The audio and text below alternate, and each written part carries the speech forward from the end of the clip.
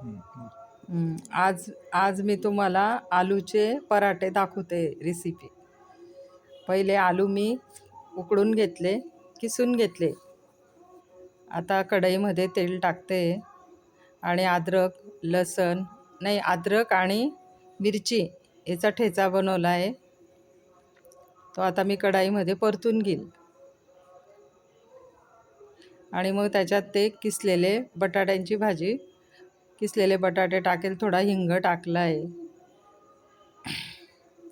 परतून घेतलं चांगलं. थोडंसं तिखट टाकलं त्याच्यामध्ये, धण्याची पावडर टाकली आहे, थोडीशी बडीशेप टाकली, आता बटाटे टाकून दिले किसलेले,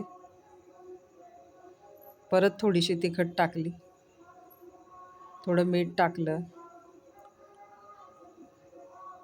थोडासा गरम मसाला टाकला, नाशिकहून आणलेला आहे तो मसाला मी, आणि थोडीशी कस्तुरी मेथी टाकली. आता त्याच्यामध्ये कोथिंबीर टाकली आणि आता चांगलं परतून घेतले. परतवायचं आणि मग त्याच्यामध्ये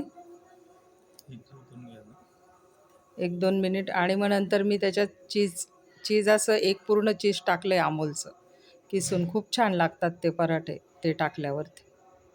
परतून झाल्यानंतर त्याला थोडंसं गार होऊ द्यायचं. थोडं 5-10 मिनटं परतवायचं त्याला.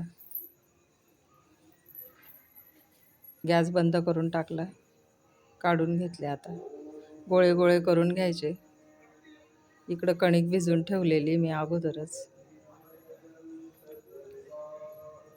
मुरू द्यायची कणिक, असे गोळे करून घ्यायचे अगोदर.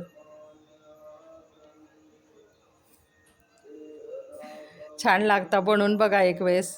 चीज टाकून बनवा, मग मस्त लागतात ते. आपण नेहमी असे साधेच बनवतो. कणिकला चांगली अशी मऊसूर भिजवायची, जास्त कडक नाही भिजवायची.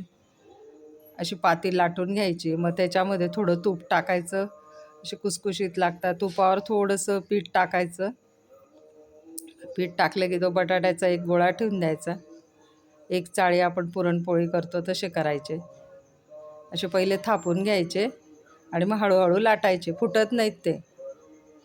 आणि थोडेसे एकदम पातळ पण नाही लाटायचे, मिडियम लाटायचे.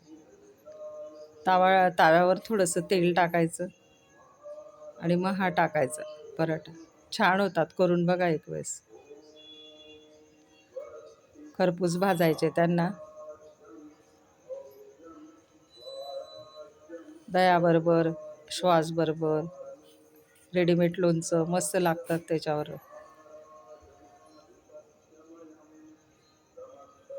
छान लागतात. नवीन बटाटे निघाले ना, त्याचे पण मस्त येतात ते. आमच्या इथं खूप छान दही मिळतं, गोड मिळतं एकदम, जळगावला. बघा, रेसिपी आवडल्यास सबस्क्राईब करा, लाईक करा.